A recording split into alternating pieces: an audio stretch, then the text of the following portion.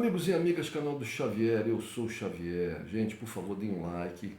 Like é muito importante, muito importante. O like é como sangue para vampiro. É o que a gente aqui no YouTube mais precisa é de like. Mas precisamos também muito, muito, muito de inscrições, em menor grau, mas também precisamos muito comentários, acionamento do sininho para receber todas as notificações e compartilhamento. Compartilhando, vocês vão transmitindo as ideias que são divulgadas nesse vídeo. Então, por favor, quem quiser me ajudar, eu peço encarecidamente, precisamos muito, precisamos chegar a pelo menos 1.000. Olha só, gente, que pobreza. Enquanto canais no YouTube aí as pessoas fazem campanha para chegar aos 100 mil, 200 mil, 300 e até 1 milhão de inscritos, eu estou aqui no 1.000. 1.000!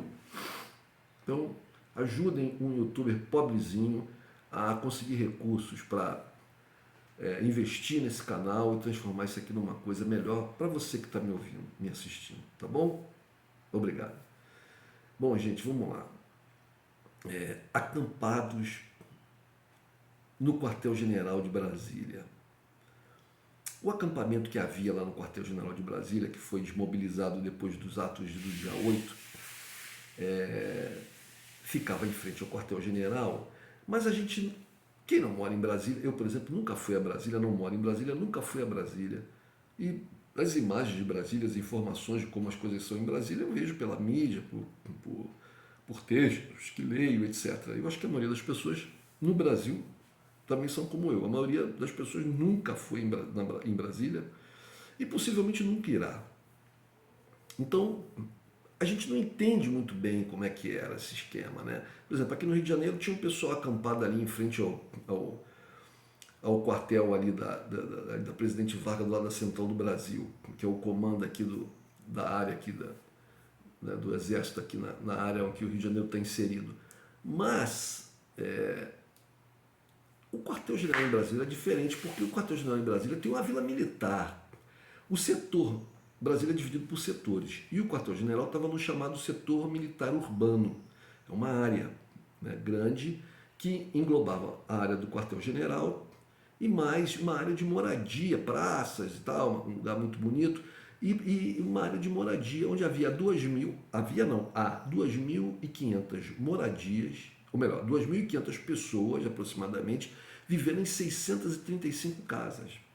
Essas pessoas são todos militares e seus parentes. Então há um setor nesse conglomerado de casas que é dos sargentos e suas famílias, um outro que é de oficiais e um outro que são de oficiais generais, ou seja, só de generais, sendo que tem um grupo de casas que são de coronéis, que são assessores auxiliares desses generais. Então é uma espécie de um clube privê, é uma espécie de uma alfaville de militares. Apesar, diferentemente lá de um condomínio fechado qualquer, citei aqui Alphaville, mas de um condomínio fechado qualquer, ali é uma área pública, qualquer pessoa pode entrar e transitar. No entanto, a segurança dessa área é feita pela polícia do Exército. Então tem uma segurança muito forte, né? E com regras que não são exatamente as da polícia militar e civil, que tomam conta do resto de Brasília, né? Então, apesar de ali não ser considerado uma área militar, né? A área militar são áreas que têm uma legislação específica, né? E que tem um comando militar específico. Ali não é isso, né? Essa área onde moram os militares. Mas tem a segurança feita pela polícia do Exército. Pois bem, os acampados estavam ali em frente ao quartel-general e na proximidade das casas dessa vila militar onde moram os militares. Então, gente, é por isso que a gente escuta dizer que havia muitos militares e parentes de militares lá nos acampamentos. Na verdade era assim, eles estavam ali na casa deles, ou na casa de parentes, ou de amigos, ou de colegas de trabalho, davam um pulo lá, ficavam lá, passavam uma noite lá cantando, orando, chamando o ET com o celular e tal, depois voltavam para casa. Então a gente vê a proximidade dos militares cada vez mais com os atos golpistas, com a tentativa de golpe, com a tentativa de golpe. Agora você começa a escutar na mídia, assim, ainda meio de leve, porque está no clamor ainda dos acontecimentos, mas de leve, não são todos os militares. Bom, o Lula escolheu um novo comandante do Exército, né? E parece que tem lá uma confiança, ou descobriu ali uma confiança. Olha, sinceramente, eu vou dizer, o Lula é um grande político, é um homem que com o passar dos anos vai adquirindo mais e mais sabedoria, o que é muito bom para todos nós, porque ele é presidente da República, um dos maiores líderes políticos do país, e agora presidente da República novamente, então é muito importante, muito bom para o povo que ele seja um homem sábio, né? Mas eu sinceramente não acho que o governo possa ficar tranquilo. Talvez eles não tentem nenhum golpe como o que foi tentado no dia 8, por causa do fracasso desse golpe. E vamos aqui, né, vamos dizer aqui cá entre nós, como essa gente é incompetente, como é tacanha. Essa é a sorte do povo. O militar brasileiro, e gente, eu estou me referindo aqui ao comando, né, porque pode ter lá um soldadinho, um cabo, né, um sargenteco, um terceiro tenente, que apareça na mídia aí esbravejando, ameaçando isso e aquilo. Mas isso é bucha de canhão, utilizado pelos caras que estão lá em cima. Eu estou me referindo ao alto comando, ao generalato. Ao generalato. Tem aí um coronel falando aí na mídia, aí no YouTube e tal, né, fazendo uma crítica bem forte ao comportamento desse oficialato, desse alto-oficialato. Mas é um coronel, né? Você não tem aí, né, um grupo significativo de oficiais do Exército, da Aeronáutica ou da Marinha se posicionando contrariamente a essa linha mestra do Exército. Quem quiser entender qual é a linha mestra do Exército, baixa na internet o Ovril. Ovril. Você não sabe o que é Ovril? Bom, Ovril é livro ao contrário, né? E é o nome do livro, um texto que está transformado em livro, que os militares construíram lá na década de 80, quando foi promulgada a Constituição de 88, né, e todas as mudanças que com a redemocratização aconteceram no país, isso desagradou. E quando os militares começaram a ser apontados como culpados pelos inúmeros crimes cometidos na ditadura militar, né, isso desagradou os militares. E militares da ativa construíram esse texto que traz a versão dos militares. É um texto interessante para as pessoas lerem, porque a gente tem que saber o que os nossos inimigos pensam e estão dizendo, né? E quando eu falo os nossos inimigos é porque esse tipo de militar é inimigo do povo brasileiro. Eu sou do povo brasileiro. Não sou militar. Eu sou do povo brasileiro. Então, esses militares, eles são inimigos do povo, são inimigos do Brasil, são inimigos do Estado, porque eles querem transformar o Estado numa vila militar, num clubinho deles, onde eles, por terem farda e patente, medalhinha no peito, vão ter privilégios. E o governo Bolsonaro foi um governo de militares. A quantidade absurda de militares, várias patentes que ele colocou no governo, na FUNAI, em vários órgãos. Ele aparelhou o governo com militares, né? E militares, alguns até da ativa, e muitos da reserva. E o governo do Bolsonaro está aí mostrando o que eles fizeram com os índios. É um governo carniceiro. Um governo carniceiro, absolutamente incompetente. Você vê na política internacional, na política externa, um fracasso, uma tragédia. E a todo momento, para onde você olha, é tragédia. Para onde você olha, é tragédia. Então, eu já falei isso em outros vídeos, vou falar aqui de novo. Eu penso que um governo, seja ele qual for, um governo progressista, um governo nacionalista progressista, né? Um governo que não queira entregar a Petrobras, porque militar nacionalista é coisa do passado, não existe mais. Não existe mais, segundo os estudiosos. Eu vou colocar na descrição o link de textos de estudiosos sobre o tema militares no Brasil hoje. Eles são unânimes em afirmar que não existe duas bandas, é uma banda só. Os militares são uma banda só.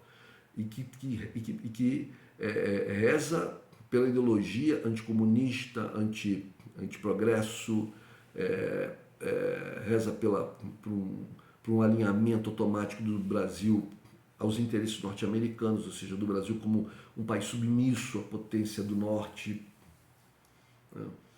É contra políticas compensatórias por parte do Estado às populações negra e indígena, por exemplo, que historicamente são desprivilegiadas, para dizer o mínimo.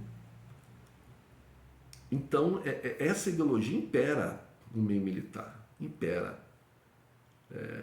Eu sempre me deparei com isso, pessoas que eu conheço, que são militares, são parentes militares e tal. A gente há muito tempo vê essas histórias todas, mas agora isso tudo veio à tona com muita força, né? Com a coisa do dia 8 e com o governo Bolsonaro. Então eu acho que um governo qualquer progressista não pode ficar tranquilo com os militares brasileiros.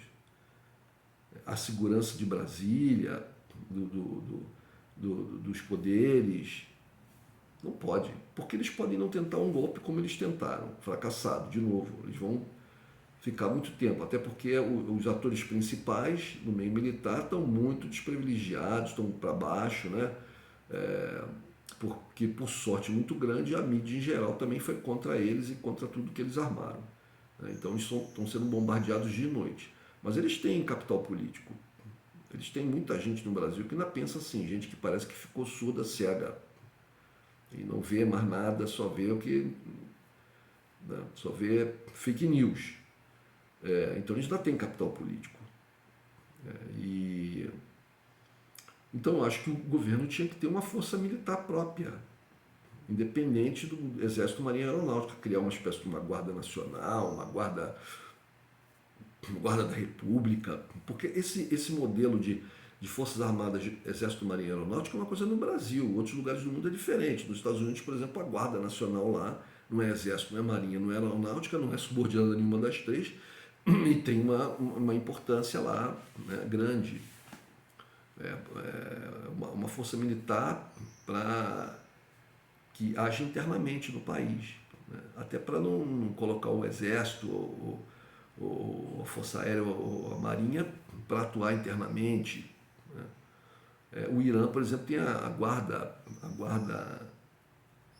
nacional, também tem um nome, guarda islâmica, não sei como é o nome, republicana, não me lembro, mas é uma guarda que é distinta do Exército, da Marinha e da Aeronáutica, e que faz até um contraponto, porque é muito alinhada com os líderes lá, com os ayatolás, parece. Então, a gente aqui não tem que seguir o modelo dos ayatolás, nem o modelo americano, mas a gente pode criar uma outra força. O Exército, o governo teria que fazer isso rapidamente. Uma força militar que não fosse ideologizada como são os militares brasileiros, né? Por essa ideologia nefasta que eu relatei agora. Então é isso, gente. Basicamente é isso. Não mudou nada. Se o governo agora pelo menos não tem generais, né, do alto comando, né, no comando do Exército, ou da Aeronáutica ou da Marinha, se negando a cumprir ordens do Presidente da República e do Ministro da Defesa,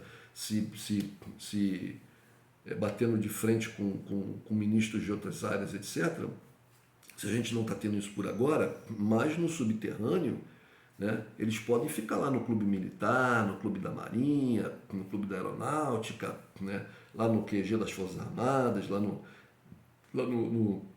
na vila militar onde eles moram, no clubinho, no final de semana, eles podem ficar conspirando. E eles podem detonar o governo. Por exemplo, agora tivemos essa questão dos Yanomamis, né? O governo acionou as Forças Armadas para levarem alimentos, inclusive porque só as Forças Armadas conseguem chegar lá por meio de helicópteros e tal.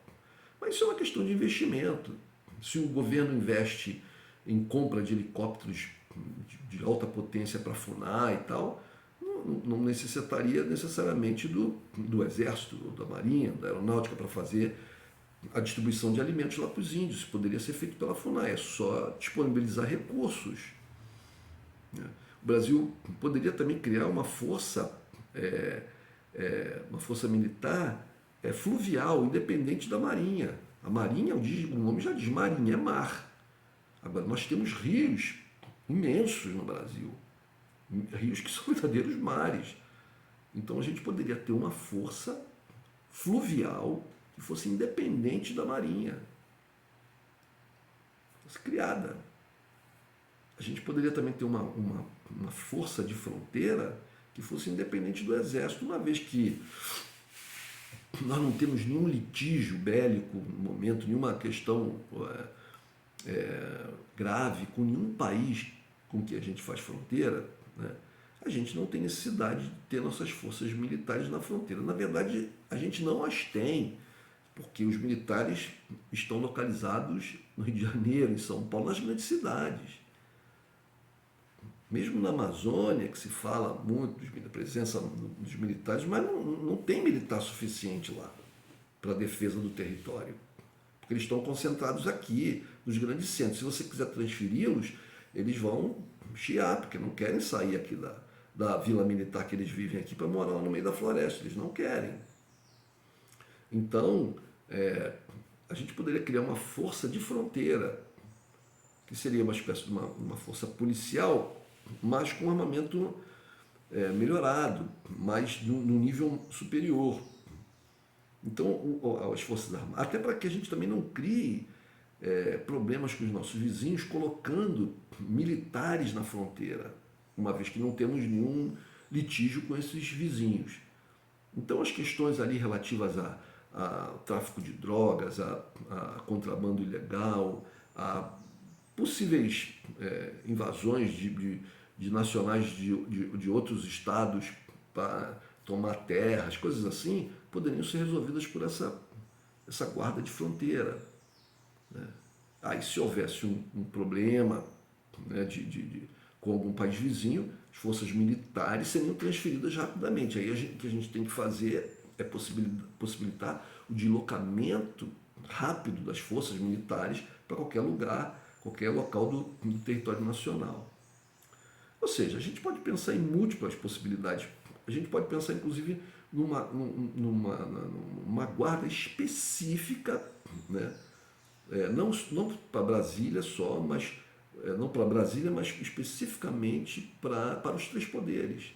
Se você tem a polícia legislativa, né, poderia se criar, não sei se existe algum órgão parecido, uma polícia judiciária para atuar no Supremo Tribunal Federal, né, e algum tipo de polícia do Palácio do Planalto, né? E é claro que se trabalhando a legislação e tal, poderia se criar uma espécie de uma força de defesa dos poderes, dos centros, né, dos poderes. Eu pensaria nisso rapidamente, porque, sinceramente, gente, com esses milicos que nós temos aí, é dormir com um olho aberto e outro fechado. Abraço, gente.